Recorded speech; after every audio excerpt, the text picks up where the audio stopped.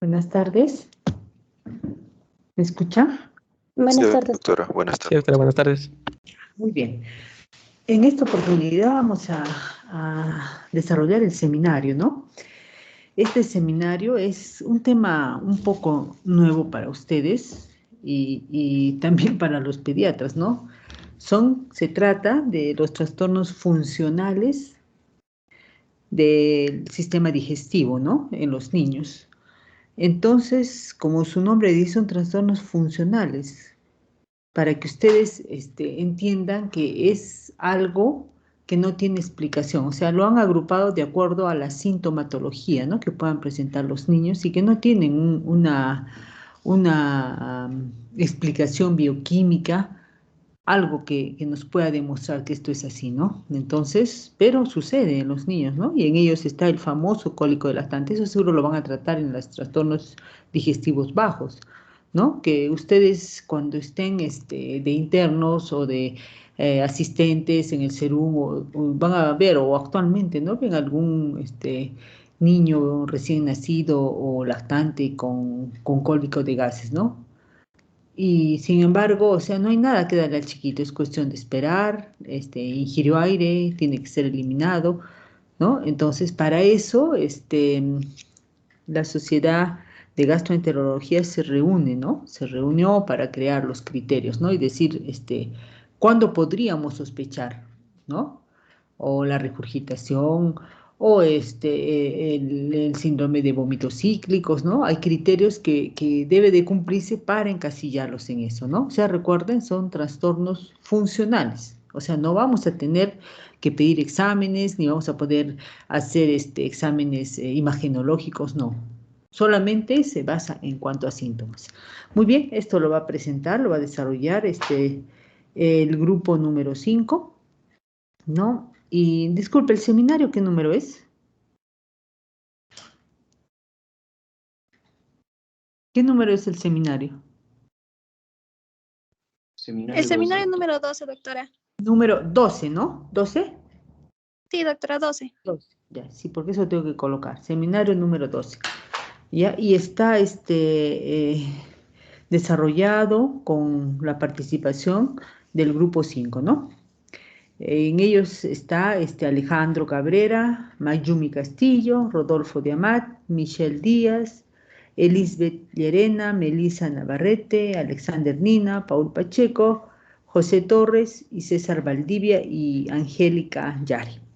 Bueno, ellos son todos los integrantes que van a desarrollar este seminario que es importante. Tómenle atención porque vamos a ver bastante de esto en los niños, ¿no? Muy bien, entonces, ¿tenemos hasta qué hora? Porque creo que vino otro tema luego, ¿no? Para no pasarnos del tiempo. Hasta las 3:30, doctora. 3:30, ¿2 horas es? No, No, 1 hora. perdón, 1 hora. 3:30, ya. Muy bien, estamos así, ahí estoy medio volado hoy día. Ya, por favor empiecen. ¿Va a ser así como ustedes lo han presentado o quiénes van a exponer? Cada uno va a decir su nombre, doctora, al comienzo de su ¿Ya? participación. Muy bien, ya. Ujú. Entonces, empiecen. Buenas tardes, doctora. Buenas tardes, compañeros. Hoy día les vamos a hablar sobre los trastornos funcionales del aparato digestivo alto. Y estos van a comprender un conjunto de síntomas crónicos o recurrentes que no se explican por anomalías estructurales o bioquímicas. Es importante, pues estas van a tener una interferencia importante en la calidad de vida del niño y su familia. Para definir esto solo se pueden utilizar síntomas, pues carecen de marcadores biológicos. Los pacientes se van a identificar al pertenecer a grupos sintomáticos, los cuales van a estar basados en criterios Roma. ¿Qué son estos criterios Roma? Los primeros fueron publicados en el año 1990, en la cual solo se agrupaba del adulto en síntomas homogéneos. Luego, 9 años después, se realizó la primera clasificación en niños, la cual incluía 4 trastornos principales: vómitos, dolor abdominal, diarrea funcional y trastornos de la defecación.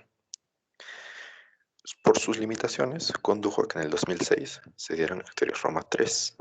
Estos fueron mucho más inclusivos y aumentaron por eso los diagnósticos de los trastornos funcionales.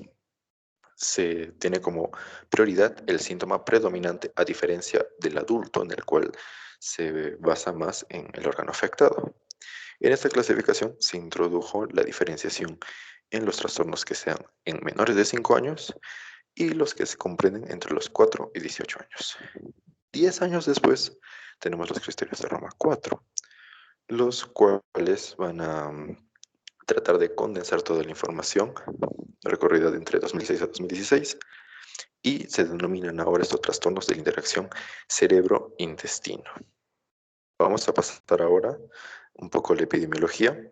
La prevalencia de estos trastornos es elevada, sobre todo en las personas aparentemente, en nuestro caso en la población de niños, es elevada en los pacientes aparentemente sanos. Pues estos tienen un tramo de característico para cada una de ellas. En la población escolar se observa que del 20 al 40% hay predominancia en los trastornos de la defecación. Seguido está después por el dolor abdominal y los vómitos y aerofagia respectivamente. Si hablamos del primer año de vida, los más frecuentes va a ser la regurgitación y el cólico, con 25 y 6% respectivamente, mientras que en el segundo y tercer año fueron el estreñimiento funcional con 9.4%, diarrea funcional con 6.4% y el síndrome de vómitos cíclicos de 6.4%. Pasamos entonces a hablar un poco sobre la fisiopatología.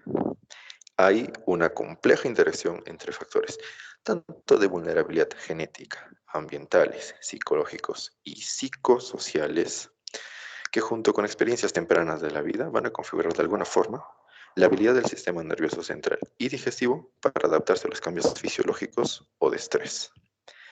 Una función intestinal alterada puede implicar alteraciones en el procesamiento central de señales de dolor del sistema digestivo, con una hipersensibilidad visceral o una posible desregulación inmune mucosa y microbiana.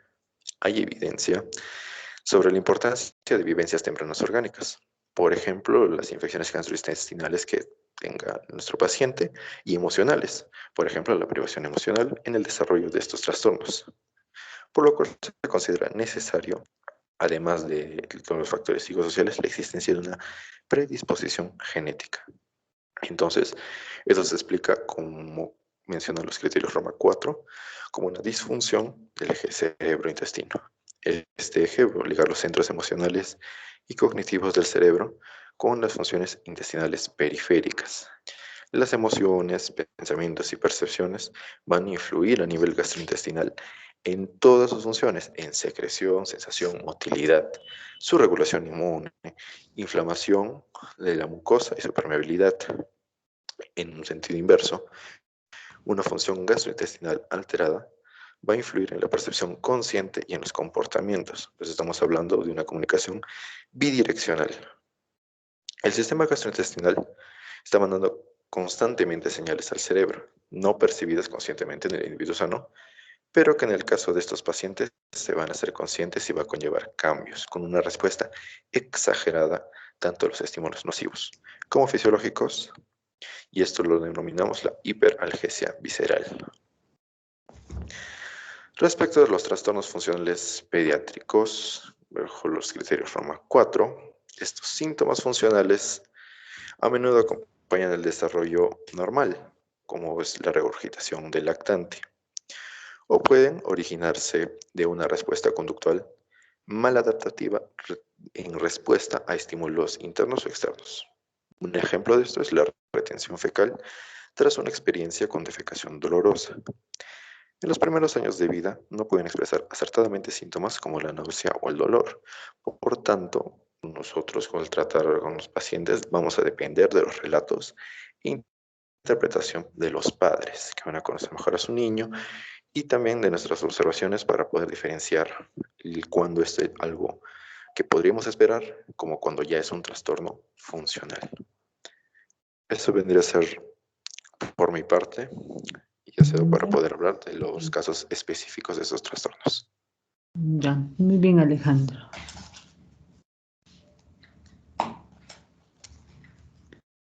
Doctora, voy a continuar yo. Soy Mayumi Castillo. Mayumi. Entonces vamos a empezar con los trastornos digestivos altos, en este caso de los neonatos y de los niños pequeños que son menores a 5 años. Primero tenemos la regurgitación del lactante. ¿Qué es la regurgitación? Va a ser un retorno involuntario de los alimentos deglutidos sin esfuerzo. Esta regurgitación va a ocurrir sin la presencia de náuseas, hematemesis, sin dificultad para la deglución y sin la presencia de posturas anormales, ya que este va a representar un trastorno fisiológico, por lo cual no va a ocasionar alteraciones en la vida cotidiana del niño. La regurgitación tenemos que diferenciarla de lo que es el vómito y la rumiación. En el caso de este viene a ser el reflejo del sistema nervioso central, que va a involucrar musculatura tanto esquelética como autonómica y que va a presentar una expulsión violenta del contenido gástrico. Por otro lado, la rumiación va a ser la masticación y la deglución del contenido alimentario que retorna a la faringe y a la boca cuando ya ha sido previamente masticado y deglutido. Entonces, haciendo esta diferencia, en la regurgitación vamos a ver que va a ser común y normal en los lactantes sanos, por lo que no se debe considerar como una enfermedad. Ahora, para los criterios diagnósticos, tenemos un niño que es sano de 3 semanas hasta los 12 meses de edad, que debe cumplir 2 criterios. El primero es que tenga 2 o más regurgitaciones por día durante 3 o más semanas, y el segundo es que no debe presentar náuseas, hematemesis, aspiración, apnea, falla del medro y dificultades para la alimentación o deglución, y tampoco presentar posturas anormales al momento de la regurgitación. Ahora, para la evolución clínica, se ha visto que el momento en donde la regurgitación tiene una mayor expresión es alrededor de los 4 meses de edad, y esto empieza a declinar a partir ya de los 6 meses de edad. Para hacer un diagnóstico no vamos a requerir de exámenes complementarios, sino que solo necesitamos una buena anamnesis y un correcto examen físico. Mediante estos 2, anamnesis y el examen físico, vamos a poder evidenciar si es que hay presencia de otras patologías, considerando enfermedades metabólicas, infecciosas o neurológicas. Y tenemos que tener en cuenta también lo que es la enfermedad del reflujo gastroesofágico, el ERGE, ya que lo podemos reconocer viendo si es que el niño tiene un fallo del medro, hematemesis, sangre ocultenesis, anemia y rechazo o dificultad para la deglución. Entonces tenemos que hacer un descarte en el caso de que encontremos estos signos. También, si es que estos signos de regurgitación aparecen o continúan después del año de edad y está asociado a vómitos biliosos, deshidratación o alguna otra complicación, también tenemos que hacer el descarte de una anomalía anatómica, en el caso una anomalía del tracto digestivo superior. Y por último, para el tratamiento, básicamente van a estar las recomendaciones, ¿no? Que tenemos que informar a los padres que esta regurgitación es algo fisiológico del niño y que se va a resolver espontáneamente. En el caso, un 90% a los 12 meses de edad. Y el objetivo principal va a ser darle la seguridad a la familia, ¿no? De que es un caso fisiológico. En este caso no se va a requerir de intervenciones farmacológicas, y dentro de las medidas conservadoras individuales va a estar el tratamiento postural tras las comidas, que se recomienda que el niño tiene que estar en una posición erguida aproximadamente 30 minutos después del alimento. Y también se recomienda lo que es el espesamiento de la alimentación mediante sustancias espesantes o fórmulas antirregurgitación, que pueden ayudar a disminuir estos ciclos de regurgitaciones. Por último, también se debe informar a los padres sobre los signos de alarma, los cuales, si es que se observan, tienen que llevar al niño a un centro asistencial o a pediatría. ¿Cuáles son estos signos? Son la pobre ganancia de peso, el que presente deshidratación o también que presente anemia. Eso sería mi parte. Ahora va a continuar mi compañero. Ya Mayumi, muy bien. Sí, Rodolfo, ¿no? Sí, Sí. doctora. Ya, muy bien. No se pueden ver las diapositivas. No,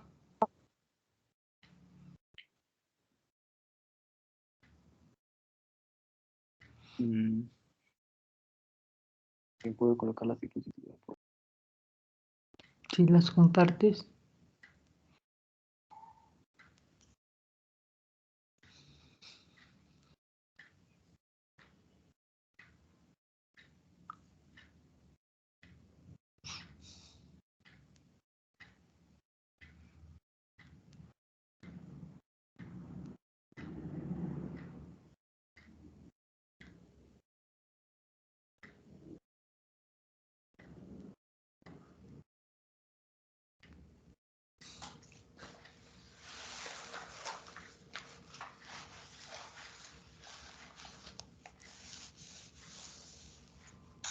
Sí, doctora, ya vamos a compartir la pantalla. Disculpe los Ah, ya, problemas. sí, porque no se ve nada.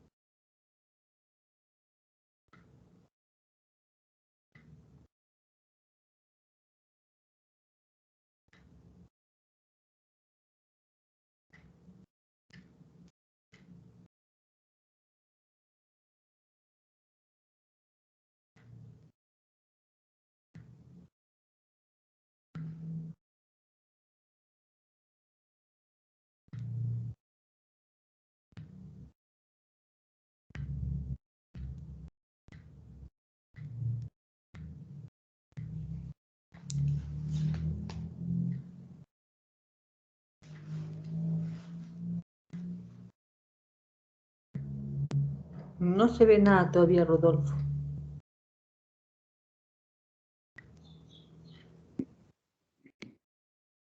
Ya. Regurgitación del lactante.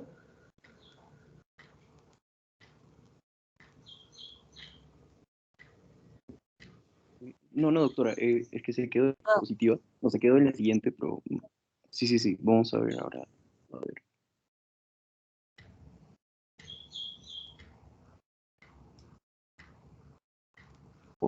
Las diapositivas.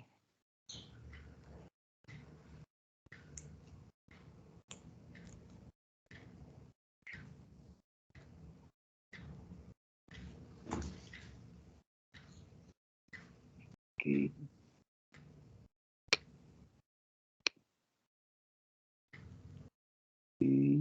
A ver. Todavía no tengo el control. A ver. Ya quedan Es la siguiente. regurgitación del lactante, en lo que Mayumi has puesto.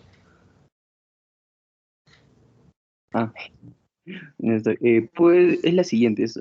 Exacto, es. Ya. Disculpe por la demora, doctora. Bueno, igualmente mis compañeros. Bueno, ahora vamos a hablar del síndrome de rumiación, en este caso en el neonato y en el niño pequeño. Primero definámoslo. ¿Qué es la rumiación? En este caso es la expulsión del contenido gástrico, en este caso no digerido, de manera repetida o involuntaria a la cavidad oral, en este caso con un propósito de autoestimulación. Ahora, ¿qué criterios diagnósticos debemos tener? Se debe cumplir en este caso, los siguientes criterios que, por lo menos durante los 2 meses. En este caso, los criterios son que tenga contracciones repetidas, en este caso de los músculos abdominales, el diafragma y la lengua. Ahora, como segundo punto de criterio diagnóstico, que hay una regurgitación sin esfuerzo de contenido gástrico, en el cual en este caso es expulsado desde la boca o vuelto a masticar y deglutir.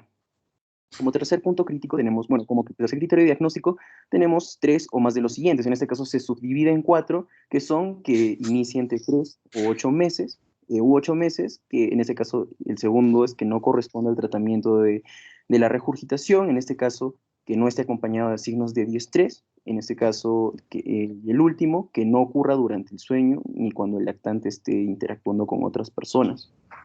Ahora, vamos a hablar de la evolución clínica. En este caso tiene una prevalencia del 1,9%, que es muy raro, pero para su diagnóstico es necesario su observación de forma presencial y, bueno, no se necesita de otra exploración complementaria. Es considerado como un comportamiento de autoestimulación.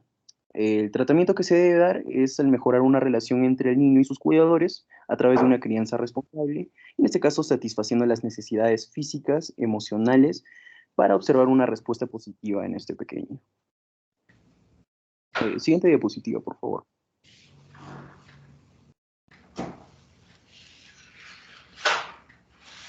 Ahora, bueno, vamos a hablar ahora de los trastornos digestivos altos, en este caso en el niño y el adolescente entre los 4 y 18 años. No sin antes aclarar, en este caso, en todos ellos, que se repitió una frase, ¿no? Que no existe una evidencia de enfermedad orgánica, la cual se ha sustituido por esta frase que dice, ¿no? En este caso, después de una propia evaluación médica, los síntomas no pueden ser atribuidos a otra condición médica. Ahora, pongámonos a analizar esto, digamos, este cambio va a permitir, ¿qué nos permite, no? En este caso, va a permitir al clínico en su desarrollo selectivo y en este caso, en no determinadas pruebas para apoyar el diagnóstico positivo de algún trastorno digestivo funcional. Ahora, se tiene que resaltar también un trastorno digestivo funcional que puede coexistir con otras condiciones médicas, en este caso de por sí mismas que resulten en síntomas gastrointestinales. Pongamos un ejemplo, ¿no? Una enfermedad inflamatoria intestinal crónica, ¿no?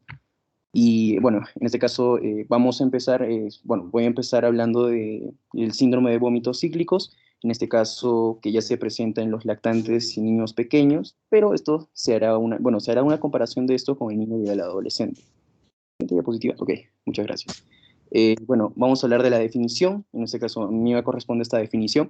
En este caso, definámoslo, ¿no? ¿Qué es el síndrome de vómitos cíclicos? En este caso, es un trastorno idiopático que está caracterizado por episodios estereotipados y, en este caso, recurrentes de vómitos con periodos intermedios de salud normal o basal, en este caso. Además del vómito que no es atribuible a otros trastornos. Bueno, continúa mi compañero Alex. Muchas gracias por su atención. Ya, muy bien. ¿Quién continúa?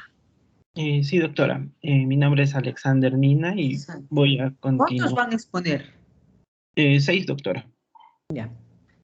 Ya. Entonces, en cuanto a la patogénesis de este síndrome de vómitos cíclicos, en sí la patogenia es desconocida, pero se podría decir por consenso que se ha visto por conveniente decir que es multifactorial.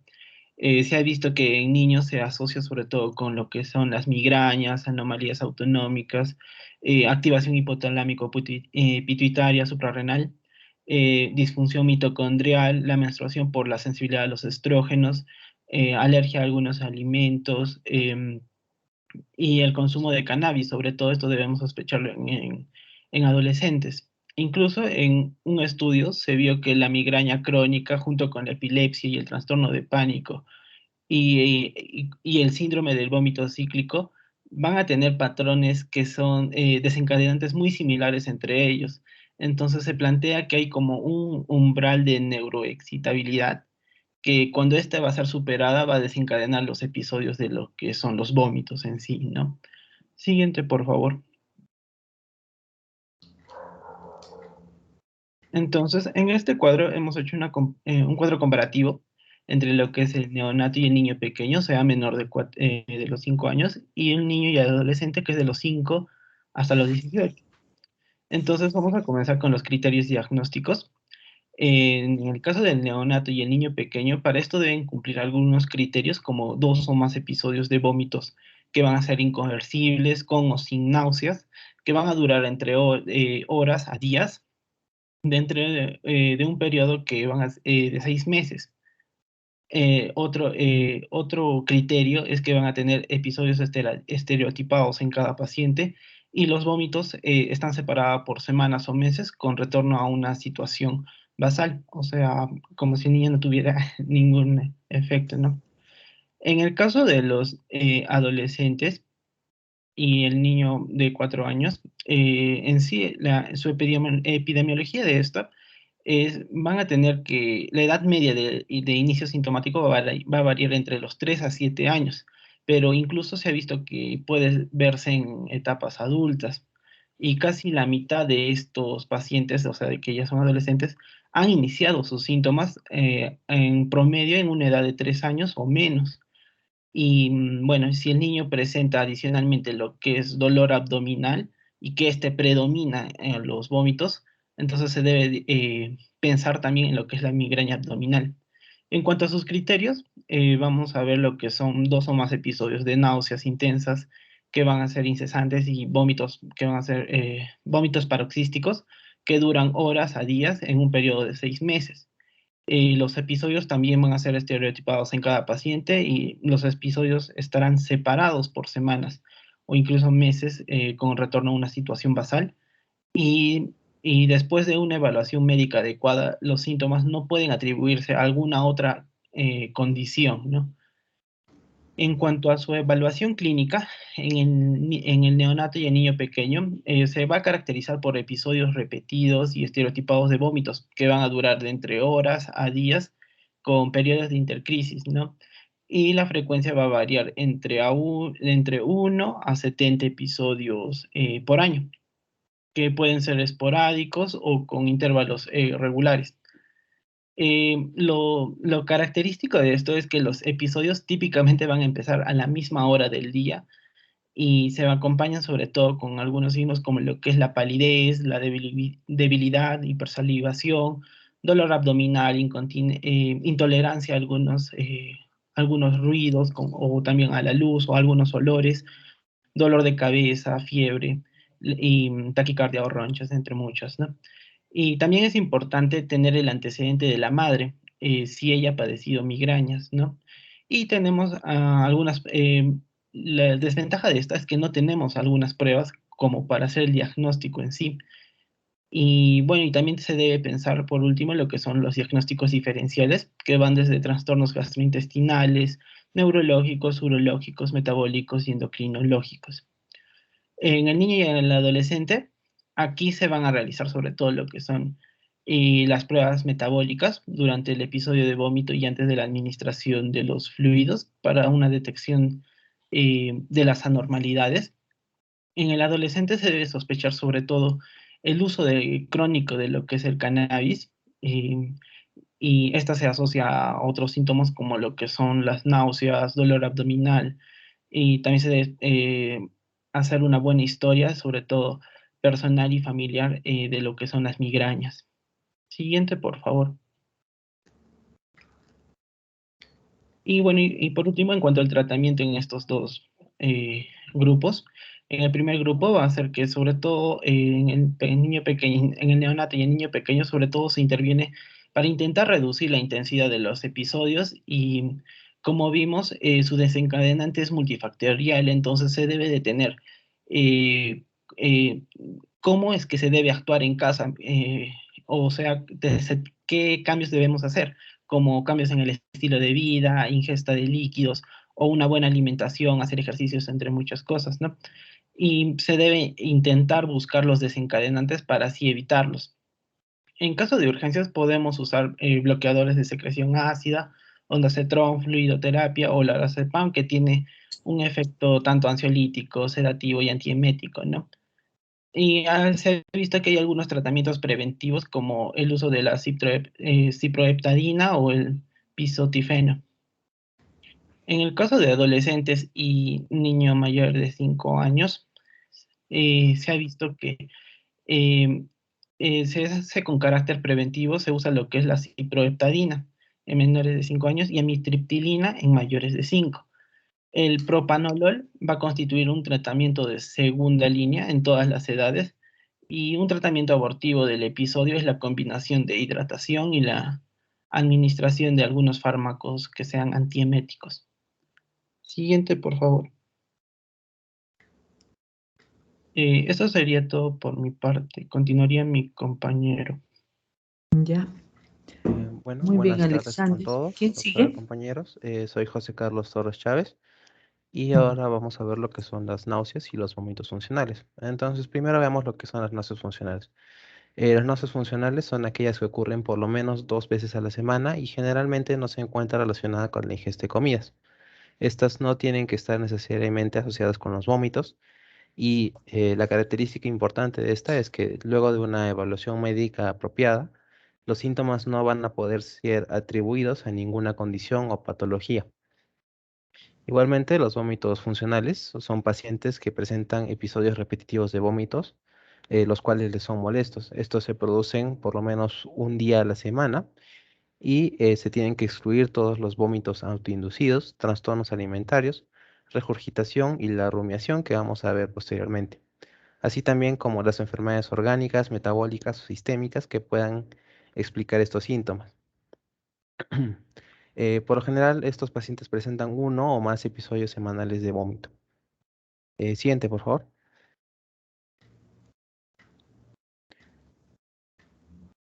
Ya, ¿cómo vamos a poder realizar la evaluación de estos pacientes? Los pacientes con náuseas crónicas suelen tener episodios de vómitos leves de frecuencia muy variable. Sin embargo, en caso de que estos vómitos sean graves, estos van a estar asociados a enfermedades del sistema nervioso central, anomalías anatómicas, digestivas, gastroparexia o la pseudoobstrucción intestinal, por lo cual tenemos que excluir todas esas patologías durante nuestra examinación. También debemos realizar una evaluación psicológica, ya que esta puede ser la causante de este cuadro clínico. Si la historia clínica y la exploración no descartan un trastorno físico, tenemos que hacer estudios dependiendo de la información clínica ya obtenida. Entre estos estudios podemos realizar lo que es un hemograma completo, glucosa en sangre, velocidad de sedimentación eritrocitaria, el BUN, perfiles electrolíticos, análisis de sangre, pruebas de función hepática, sangre oculta en heces, radiografías seriadas del tracto gastrointestinal superior, especialmente con un seguimiento en el intestino delgado y la ecografía abdominal. Siguiente, por favor. Recordando que si ninguno de estos exámenes auxiliares nos encuentra una causa orgánica para este trastorno, debemos proceder al tratamiento de esta náusea funcional. Para el tratamiento de esta náusea funcional, los antieméticos clásicos como el andacetrón no tienen mucho beneficio. Podemos utilizar lo que es el consumo de jengibre o aceite de menta, los cuales tienen una cierta eficacia en las náuseas funcionales de los pacientes. Además, podemos utilizar los dispositivos de neuroestimulación gástrica. Este es un dispositivo programable que genera pulsos eléctricos leves con el fin de tratar las náuseas y los vómitos crónicos e intratables. Esto obviamente en pacientes a los que les está causando mucha molestia este cuadro. Sin embargo, lo más eficaz va a ser el abordaje multidisciplinario de las causas psicosociales, ya que, como mencionamos antes, las causas psicológicas son muchas veces las causantes de este cuadro. Siguiente, por favor. Ya, y como mencionamos antes, vamos a ver ahora lo que es el síndrome de rumiación en los niños y en los adolescentes. La prevalencia de este síndrome es desconocida, muchas veces ya que los pacientes no suelen mencionarlo en las consultas médicas y pasa por alto. Estos síndromes pueden ocurrir a cualquier edad, sin embargo, los adolescentes tienen más riesgo de desarrollarlo. Para los criterios diagnósticos de este síndrome se deben cumplir 3 criterios. Por lo menos durante 2 meses previos al diagnóstico. Primero tenemos lo que es la regurgitación repetida y la remasticación o expulsión de alimentos. Esta va a empezar muy pronto tras la ingesta de la comida y no ocurre durante el sueño. Esta rumiación no debe ser procedida de náuseas y después de una evaluación médica apropiada, los síntomas no pueden ser atribuibles a cualquier otra condición o patología. Siguiente, por favor.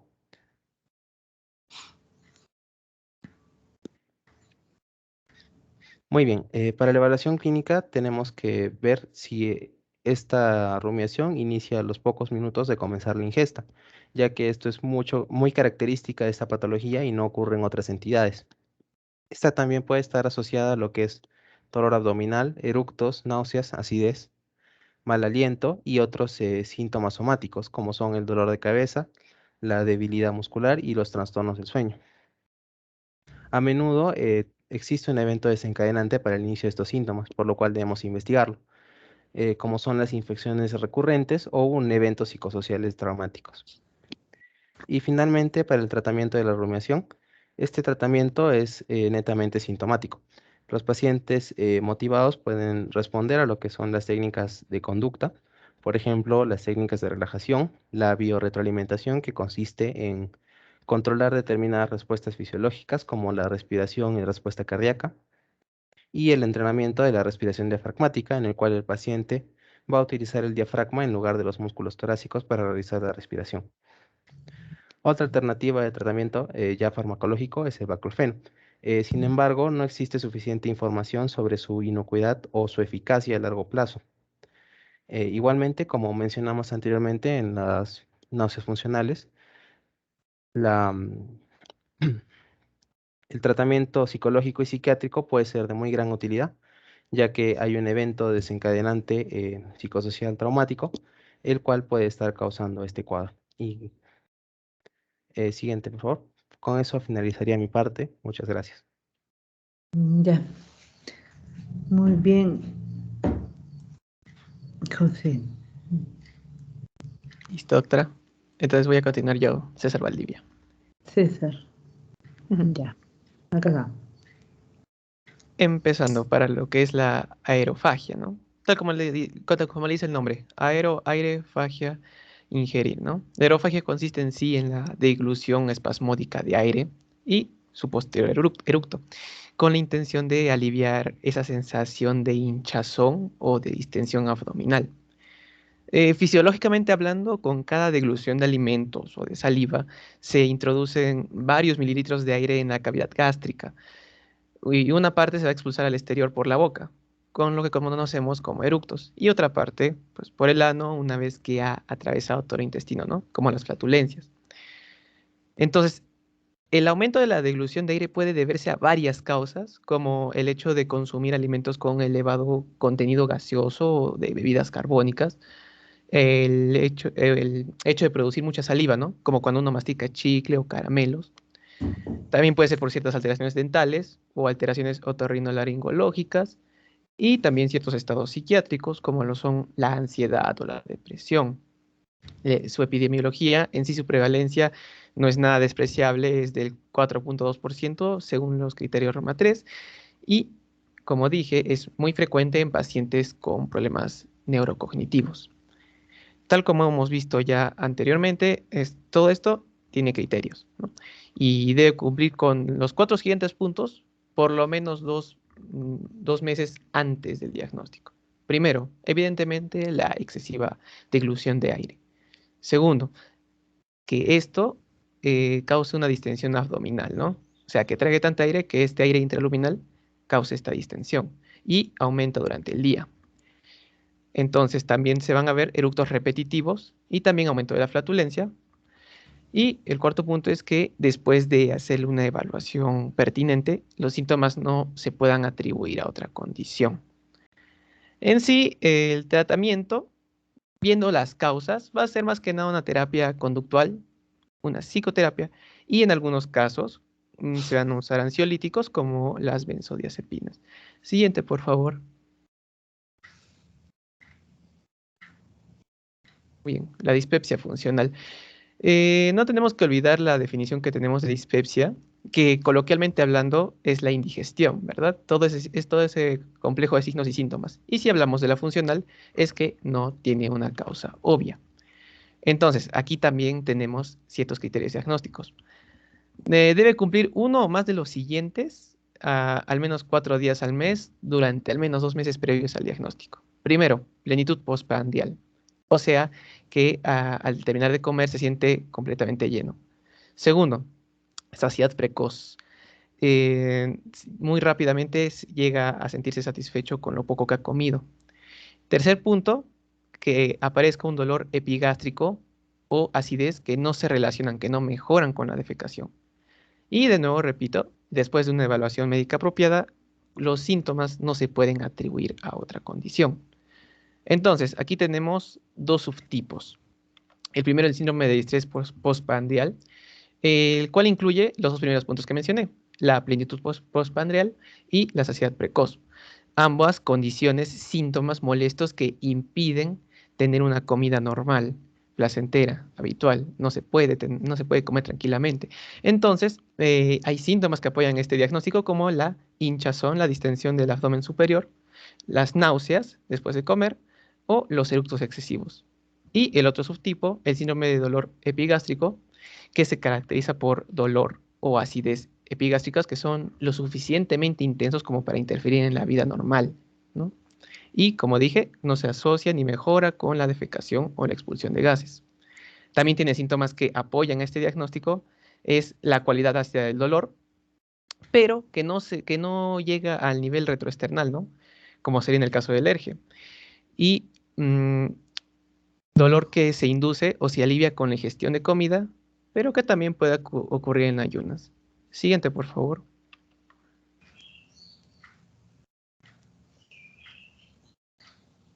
Siguiente, por favor.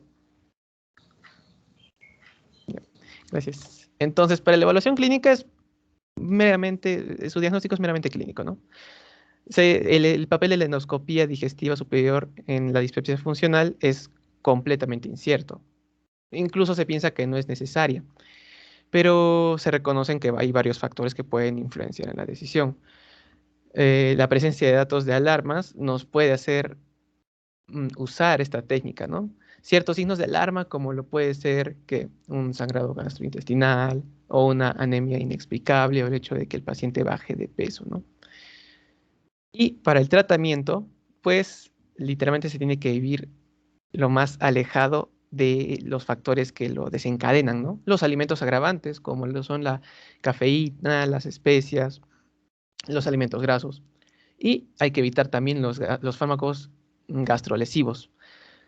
También se deben investigar la presencia de factores psicológicos, como dije, generalmente se relacionan con ciertas condiciones psiquiátricas, y también se puede intentar utilizar antihistamínicos 2 e inhibidores de la bomba de protones para lo que son los síntomas del dolor, y procinéticos para lo que son las náuseas, la hinchazón y la saciedad precoz. Siguiente, por favor. Eso sería todo de nuestra parte, doctora. Muchas gracias. Ya, muy bien. Como ustedes han podido escuchar a sus compañeros, esto es en base a unos criterios, ¿no? Que lo ha hecho la Sociedad de Gastroenterología a nivel mundial. ¿Por qué? Porque son frecuentes y causan pues problemas en el niño, en los padres o en los cuidadores, ¿no? Que los niños presenten ciertos síntomas y nosotros en realidad no sepamos a qué se atribuye, ¿no? Pero siempre para llegar a esto, a decir es funcional, antes nosotros tendríamos que haber hecho todo un estudio, ¿no? Eso también no podemos decir, ahí el chiquito está vomitando y allá pues será un trastorno funcional. ¿Qué tal si se ha caído, tiene edema cerebral? Porque ustedes saben que un niño vomita de todo. Les cuento. Hace un año, no, antes de la pandemia, 2 años, ¿no? Entra un niñito que vomitaba, se deshidrataba vomitando. Qué raro. Todos los análisis negativos, hemograma, examen de orina. Ustedes saben que un niño vomita de todo, ¿no? Le da amigdalitis, vomita. Le da otitis, vomita. Le da meningitis, vomita. Le cae mal algo, le da asco, vomita. Tiene infección urinaria, vomita. Tiene diarrea, obvio que va a vomitar, ¿no? Y este chiquito pues se le hidrató, no había nada, todo negativo, negativo, negativo, y seguía vomitando. Y a alguien por ahí se le ocurrió, ¿y por qué no le tomamos una tomografía? No tenía compromiso de conciencia. Y tenía un semejante tumor, el chiquito, tenía 1 año de edad, mucho recuerdo. O sea, hay que estudiar, ¿no? Yo, a pesar de que son funcionales, nosotros tenemos que ver, ¿no? Que no hay otra cosa. Solo así nos podríamos quedar tranquilos, ¿no? O sea, no es que allá está vomitando, ¿no? Son vómitos cíclicos. Sigue vomitando, ya pues será funcional. Pero si yo no le he hecho nada, no le he hecho ningún análisis, no lo he examinado. Entonces yo tengo que ver la parte orgánica, ¿no? Ya si no encuentro nada, entonces recién yo podría decir no hay nada, ¿no? Entonces, y encasillarlo, ¿no? Recuerden que van a tener que estar con sus criterios ahí, porque nadie se va a aprender totalmente los criterios, ¿no? Y ver, encasilla, no encasilla en lo que vamos en lo que estamos diagnosticando en el niño, ¿no? En el caso de la regurgitación, el síndrome de rumiación, los vómitos, ¿no? Que son frecuentes. Ustedes saben que está dividido en los trastornos digestivos altos y también van a ser los bajos, ¿no? Y allí van a ver ustedes lo que es el cólico, la diarrea funcional, la disquesia lactante, el estreñimiento. Y cuando sean internos van a ver bastantes niños que vienen por cólico, ¿no? Pero igual, ¿no? No pueden decir, ah, ya es un cólico. No, hay que estudiar a ese niño, no sabemos. Mucho yo recuerdo una mamá que ya el niñito ahora tiene como 7 años, ¿no?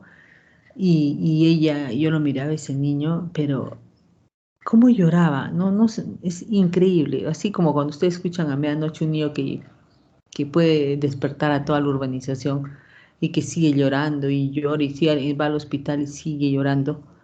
Entonces, generalmente decimos, es un cólico lactante, ¿no? Ya se pasará, hay técnicas para mecerlos boquita abajo, ¿no? Les damos en realidad todos los cursos, congresos que vamos, dice que no hay nada para el cólico del lactante, pero se intenta todo, ¿no? Desde pañitos húmedos en la barriguita, darle masajitos, darle simeticona, ¿no? Pero siempre para llegar a eso yo tendría que hacer siempre, no voy a tener otra, ¿no? Es un dolor abdominal y qué tal si es una intususcepción, qué tal si es un abdomen agudo, porque hemos tenido niñitos pequeñitos con apendicitis, ¿no? O sea, tenemos que mirar en forma integral al niño, ¿no? Tenemos que hacer siempre, como les digo, preguntar bien a la mamá si es que hay algún otro síntoma, ¿no? Y hacer un buen examen. ¿Qué tal si el niñito está distendido, el abdomen es poco depresible, los ruidos y ruidos no lo escuchan? El chico está llorando, pero uno no va a pensar que es cólico, ¿no? De repente es un abdomen agudo. Entonces hay que hacer siempre todo su estudio, ¿no? Como les digo, este niñito de cólico de lactante, se le hizo todo, ¿no? Iba a emergencia, se le hacía hemograma, examen de orina, ecografía, no había nada. Y recién podíamos concluir, señora, no hay nada. Y se repetía, ¿no? La segunda vez ya lo mirábamos, no había nada, ya no hay nada. Pero siempre tenemos que estar observando, haciendo un examen completo al niño, ¿no? Ustedes saben que los niñitos no son como un niño, entre más pequeñito no te va a hablar nada, ¿no? No te va a decir nada, no te va a decir dónde lo duele, dónde le duele. Vas a tener tú que emplear todo tu arsenal de estetoscopio, otoscopio, el saturómetro, el termómetro y hacer tu buen examen físico, ¿no? Para que podamos llegar a esas, que no hay nada, ¿no? Y recién decirle, ah, ya señor, entonces se trata de un trastorno digestivo funcional porque no hay nada, ¿no? Eso es lo que también tiene que quede ese mensaje, ¿no? No es, ah, ya está viniendo solo por cólico, ya, pero no es nada, no. Nosotros allá, a los niños, cuando vienen con dolor abdominal, los dejamos unas horas en observación, o por lo menos si no hay observación, los dejamos ahí sentados mientras les hacemos análisis. Damos tiempo, ¿no? A ver cómo se desenvuelve ese dolor. Si el dolor no se quita o va en aumento, en progreso y el niño empieza a desmejorarse, tenemos que activar, como se dice, ¿no? Nuestra campanita y pasar a observación. A veces los dejamos, ¿no? Porque ha habido tantas, no les miento, ha habido muchos problemas, ¿no? Siempre me acuerdo, yo no estuve en esa guardia, pero vino un niño que estuvo llorando y me acuerdo en esos años pues no había residente, les hablo de hace años en el hospital y lo vio solo el interno y el interno no le avisó al doctor y ella venía por dolor abdominal y la interna pensó que no había nada, ¿no? Pero el niño al día siguiente falleció en su casa y lo trajeron, ¿no? Diciendo que lo habían visto y había sido creo, no me acuerdo si fue en obstrucción intestinal, fue un abdomen agudo quirúrgico. O sea, siempre tenemos que estar atentos, siempre, ¿no? Como en todo les digo, cuando uno examina bien a un niñito, le haces todo su examen, lo atiendes por emergencia. Ustedes siempre van a estar, mientras sean internos, o sea, supervisados por su R1, luego su R2, luego su R3 y su asistente, ¿no? O sea, nunca van a estar solos. Pero después ustedes van a ir al Serum, y en el Serum sí van a estar solitos. Entonces, siempre hagan un buen examen, explíquenle a la mamá, ¿no? Lo que han encontrado. Si es necesario que lo traiga, díganle que lo traiga, ustedes lo van a volver a ver, ¿no? Si es necesario, ustedes piensan que es algo más grave, transfiéranlo, no tengan miedo. Es mejor que no haya nada, que de repente sí haya y ustedes se queden con el problema, ¿no? Es lo que nosotros hacemos, dolor abdominal, entramos en pánico todos, porque tantas cosas ha pasado con los niños con dolor abdominal que chiquititos, ¿no? De repente entran con diarrea, intususción. Entraron con diarrea, solo la mamá decía, le duele la pancita, le duele la barriguita, ¿no? De repente hubo un niño con perforación gástrica. O sea, hay situaciones, ¿no? No son frecuentes, pero de todas maneras es mejor que ustedes lo tengan en cuenta, ¿no?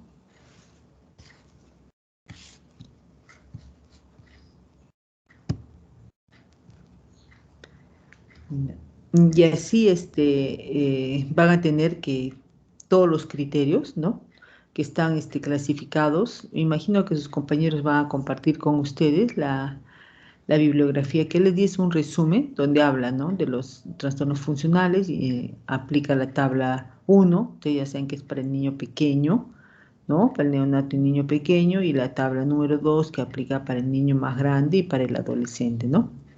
Entonces, todo se refiere al sistema digestivo, ¿no? Como ustedes han visto, vómitos cíclicos, náuseas funcionales, vómitos funcionales, síndrome de rumiación, la aerofagia, ¿no?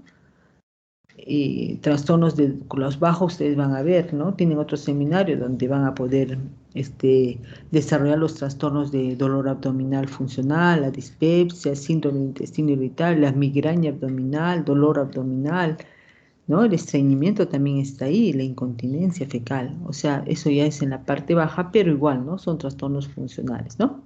Lo más frecuente que ustedes van a ver es el cólico latente y el estreñimiento, ¿no? Y la regurgitación en los niños. Entonces, siempre, y lo que me olvidaba, ¿no? Cuando ustedes vean a un niñito, siempre pongan ahí sus indicaciones y observar signos de alarma en sus recetas, ¿no? Es un buen dato que siempre les damos a los residentes y a los internos para que ustedes se protejan, ¿no? Porque, como les digo, los niños son de lo más versátil que hay. Pueden estar recontra mal, los dejas una hora y a la hora están jugando y saltando. O al revés, ¿no? Están bien y a la hora están entrando a cuidados intensivos, ¿no? O sea, pero mientras nosotros los observemos y siempre hablemos con la mamá, entablemos una buena relación donde ella nos pueda contar como todo lo que ha pasado con el niño, ¿no? Y hacerle ver que siempre, ¿no? Está empezando, no sabemos qué va a pasar, ¿no? Siempre hablarle. Entonces, señora, va a ser muy necesario que nosotros lo controlemos a su niño, o usted vea algún signo, le explica, ¿no? Si sigue el dolor, sigue llorando, o hay fiebre, el niño se pone peor, venga inmediatamente. Nosotros lo vamos a controlar, ¿no? Es así que nosotros los dejamos en observación y vemos, ¿no? Empezamos a pedir toda la batería de análisis, incluso si sospechamos de un abdomen agudo por el dolor o porque el niño sigue vomitando, hacemos consulta a los cirujanos pediatras, ¿no? Tenemos felizmente 2 cirujanos pediatras muy buenos formados en el Instituto de Salud del Niño y que trabajan en el hospital, entonces se les hace interconsulta. A veces ellos vienen y dicen, no, no hay nada, doctora, no, qué bueno para el niño. Y a veces dicen, no, sí, esto se convirtió en un abdomen agudo quirúrgico, tenemos que entrar, ¿no? De repente apendicitis, de repente bridas y adherencias, si han tenido alguna intervención quirúrgica antes, ¿no? O tiene una malrotación intestinal, un vólvulo, ¿no? Que se presenta a veces en los niños y que son pues problemas orgánicos ya no funcionales. O sea, lo funcional podríamos concluir que sería si es que no encontramos nada orgánico, ¿no? Pero siempre tengan los criterios a la mano para que ustedes, porque hay criterios, ¿no? donde ustedes van a poder aplicar. ¿Cuántas veces vomita, señora? Allá. ¿Cuántas a la semana? ¿Al mes? Allá. ¿Y por cuánto tiempo? Entonces ustedes ya van llenando sus criterios, ¿no? Que te pide cada uno de los para encasillar en los diferentes en diagnósticos de los trastornos digestivos funcionales del niño, ¿no? Del niño pequeño, del niño y del adolescente, ¿no? Entonces, se queda con usted la monografía, que es la que de la Sociedad de Gastroenterología, que ellos de tiempo en tiempo sacan, y es un tema pues que no es muy frecuente revisarlo, no está en los libros, ¿no? Entonces, son los criterios que ellos han formulado, ¿no? Y que sí, pues hay bastante niño que se encuentra en eso, ¿no? Van a ver, como les digo, bastante cólico lactante, van a ver el estreñimiento, ¿no? Y la regurgitación, que es lo más frecuente, y también lo otro, ¿no? El dolor abdominal, ¿no? Ya no el cólico lactante, sino el dolor abdominal en el niño mayor, ¿no?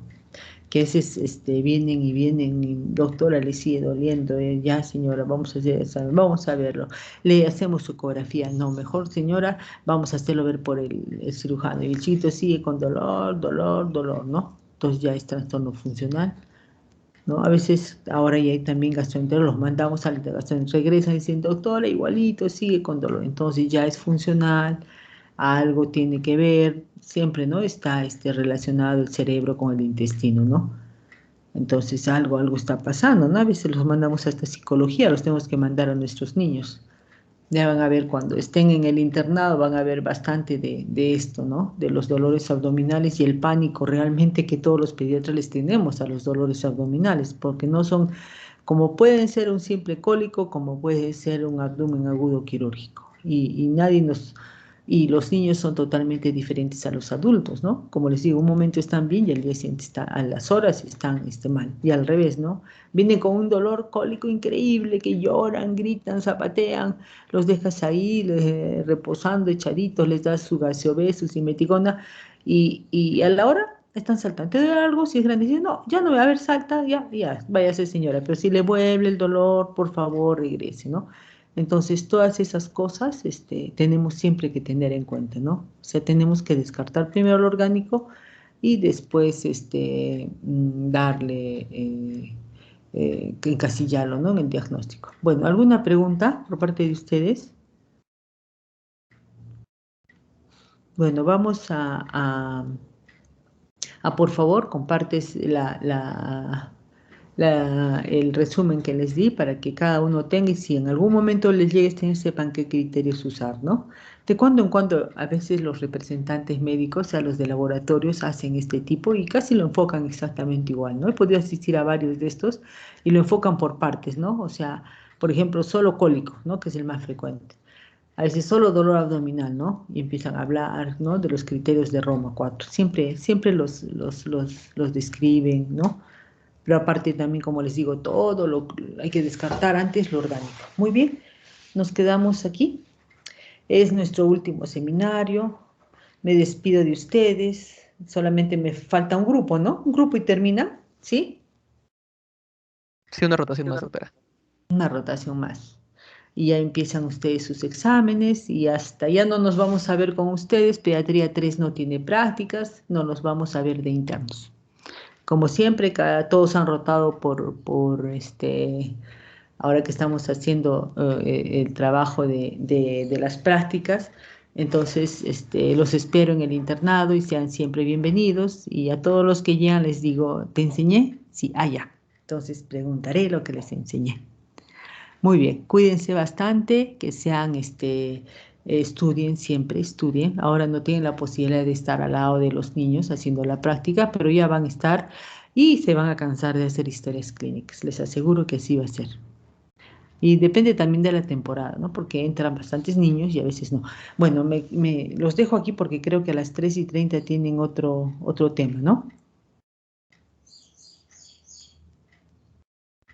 Muy bien. Hasta luego. Nos vemos. Adiós. Hasta luego. Gracias, Muchas doctora. gracias, doctora.